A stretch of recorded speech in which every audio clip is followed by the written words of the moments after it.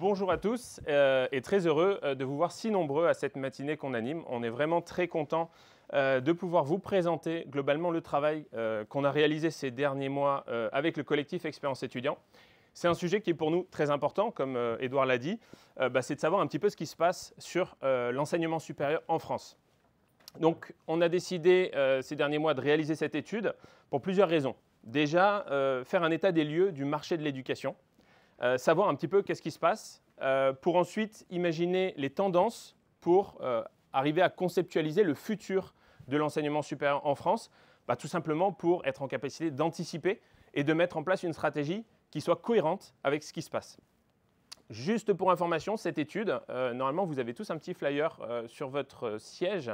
En deuxième page, vous avez la capacité de télécharger l'étude sur un petit QR code qui est tout en bas à gauche. Donc voilà. L'idée de faire cette petite introduction, c'est de très rapidement vous donner quelques éléments, mais après je suis certain que ça va beaucoup plus se discuter sur les tables rondes qui vont avoir lieu ce matin. Et puis aussi on attend vos questions et vos réflexions sur le sujet.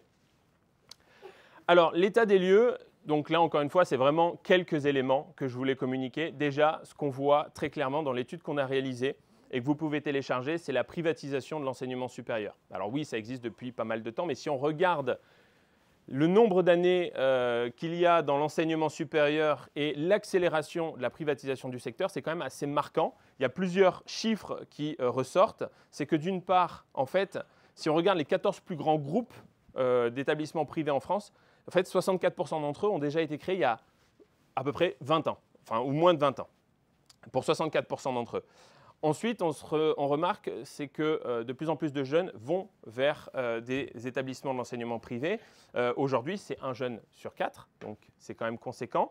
L'alternance y a beaucoup participé, mais il y a une tendance qui est forte. Et si on regarde bien aussi, il y a quelques années, on parlait toujours de la France où les études sont gratuites, etc. Aujourd'hui, les gens ont accepté de pouvoir contribuer, de pouvoir financer leurs études, de pouvoir investir dans leur avenir. Et puis aussi, chose assez remarquable, c'est qu'il y a une accélération du nombre de créations d'établissements privés en France depuis 2005, avec une augmentation de 83%. Autre chiffre qu'on a pu voir, c'est qu'en 11 ans, l'alternance a été assez bouleversante en France, avec une augmentation de 422%. Et aujourd'hui, un peu plus d'un jeune sur 5 étudie en alternance, donc c'est un vrai changement. Il y a forcément eu des investissements, une volonté politique. On a entendu beaucoup de choses sur ce sujet. Mais donc, clairement, les résultats sont là. Après, comme on peut le voir, il y a peut-être des risques liés à ce phénomène. Autre point qui est assez intéressant et qu'on montre dans l'étude, c'est la répartition géographique des jeunes. Ce qu'on voit en France, d'après les chiffres du ministère de l'Enseignement supérieur, c'est que 56% des jeunes, plus de 15 ans, vivent en zone rurale. Zone rurale, c'est moins de 25 000 habitants. Et pourtant, on se rend compte qu'il y a une grosse mobilité, puisqu'il y a une étude qui montre que plus d'un jeune sur 2, après le bac, va déménager pour poursuivre ses études de l'enseignement supérieur. Et on remarque qu'il y a une forte concentration des étudiants dans les mêmes villes. Il faut savoir qu'un jeune sur 4 va étudier à Paris, Créteil ou Versailles. Et puis, on va avoir un jeune sur 2 qui va étudier sur 8 grandes villes en France, dont forcément Paris, Créteil et Versailles. Mais on y rajoute Lille, Lyon, Toulouse, Rennes et Nantes, donc en termes de métropole. Donc forcément, en termes d'établissement, ça a du sens aussi de pouvoir se positionner dans ces villes-là. Mais encore une fois, ça peut changer aussi dans les années qui arrivent en fonction des tendances qu'on peut percevoir. Donc tout ça nous amène à aussi réfléchir sur les défis et les enjeux futurs. Le premier qui va être forcément, je suis certain, abordé sur cette première table ronde, c'est qu'il y a un vrai impact démographique qui va avoir lieu en France dans l'enseignement supérieur parce qu'il y a eu un problème de natalité ces dernières années. Et quelque chose qu'on ne pourra pas compenser de fait, parce que s'il n'y a pas une naissance, il n'y aura pas forcément d'étudiants dans le futur, du moins français.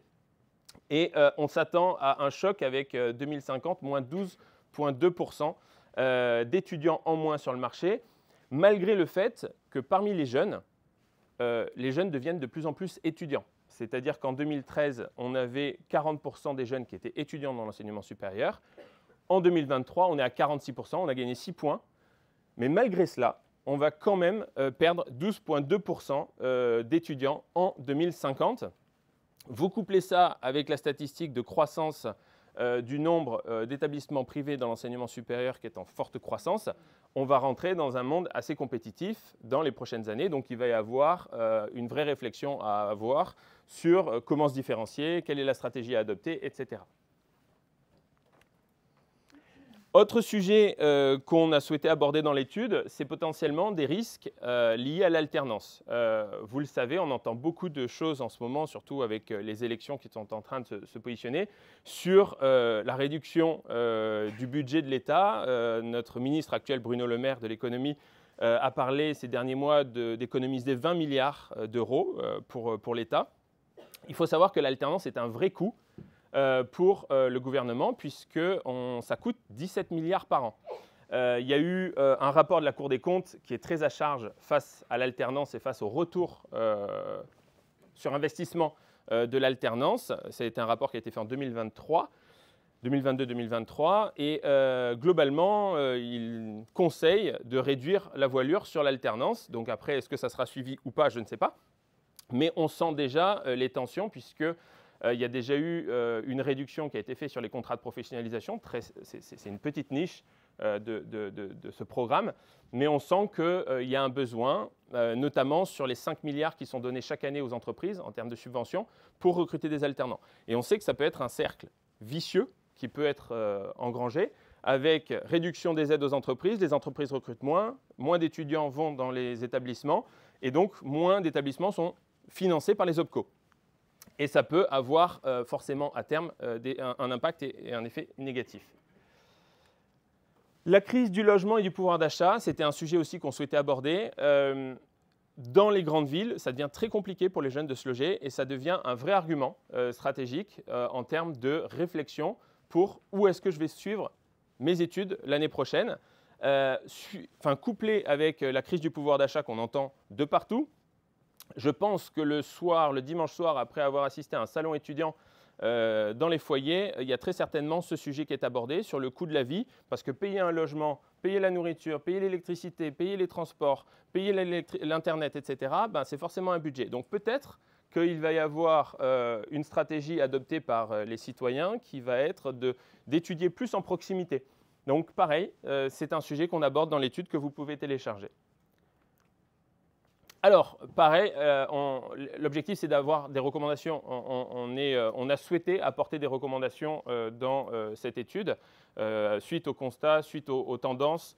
Ça n'est que des recommandations et ça n'est que peut-être planter une petite graine pour que vous ayez peut-être envie de réfléchir en interne dans vos établissements à où est-ce qu'on va.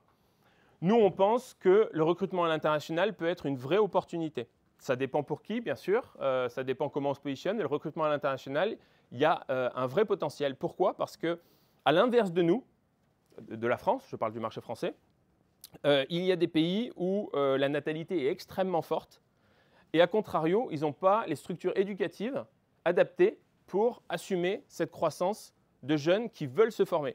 Et donc, il y a des structures en France qui sont vachement bien faites, comme Campus France, où vous pouvez aller promouvoir votre établissement à l'étranger dans différentes zones géographiques et peut-être commencer à planter des graines dans ce pays pour leur dire la formation qu'on propose en France, dans le domaine qui est le nôtre, est extraordinaire. Donc venez et on va vous accueillir. Et ça peut compenser les 12,2% de pertes qu'on va avoir en 2050. Et on sait très bien que quand on adopte une stratégie à l'international, on n'a pas les résultats tout de suite. Donc c'est vraiment un sujet qu'il faut aborder maintenant en interne dans les comités stratégiques pour peut-être en 2050 être déjà installé et ne pas avoir l'effet négatif de l'effet démographique français. Autre sujet, la fidélisation des étudiants. Nous, c'est notre cœur de bataille. Ici, on a créé le collectif Expérience étudiant parce qu'on est convaincu que la réussite des établissements, elle sera basée sur ça, l'expérience étudiante. L'expérience étudiante, elle va passer par le fait qu'un jeune soit satisfait dans son ensemble.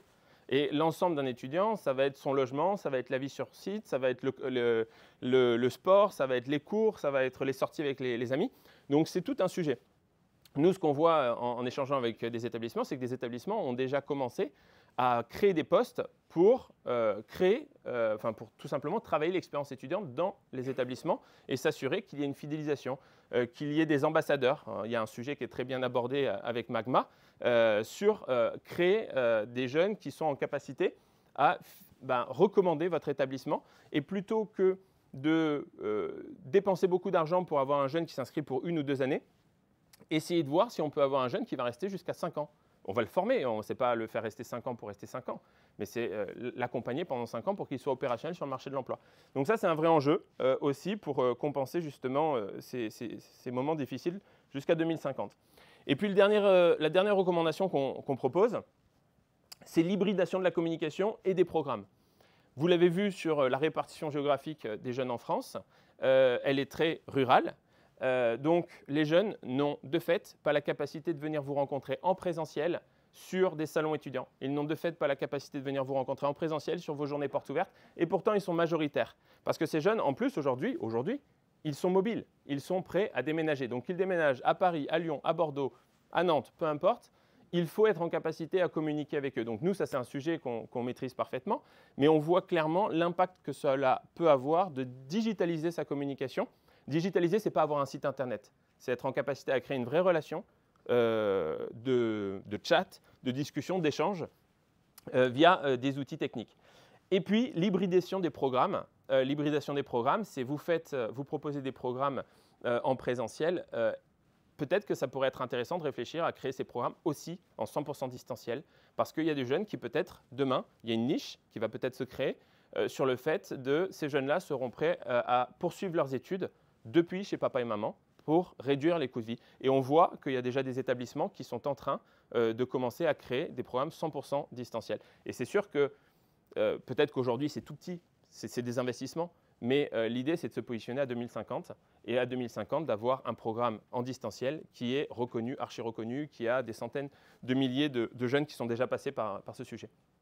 Voilà globalement les recommandations qu'on souhaitait proposer dans cette étude. Après, bien sûr, elle est beaucoup plus large. Il y a presque 70 pages dans l'étude que vous pourrez télécharger. L'idée, c'était d'échanger avec vous sur ces sujets, avec cette première table ronde. Et puis l'idée, c'est de partager tout ça avec vous lors des petites pauses. Je vous remercie en tout cas et puis je vous souhaite une très belle matinée.